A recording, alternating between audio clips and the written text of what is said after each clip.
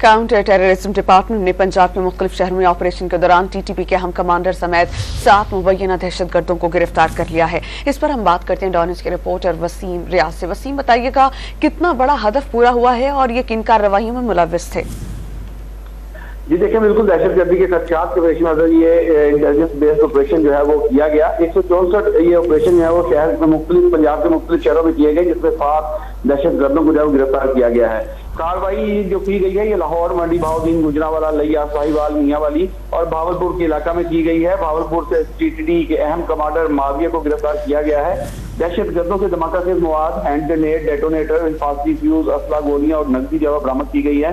तमाम दहशतगर्दों की शनाख्त का अमल मुकम्मल करके मुकदमा दर्ज करके मजीद तफ्तीश जो है वो की जा रही है। इस हवाले से तर्जुमान टीटीडी का कहना है कि दहशतगर्दों ने मुख्तलिफ इदारों पर हमले की मनसूबाबंदी जो है वो बना रखी थी, जिनको बर वक्त गिरफ्तार करके इनकी मनसूबाबंदी को जो है वो नाकाम बनाया गया है।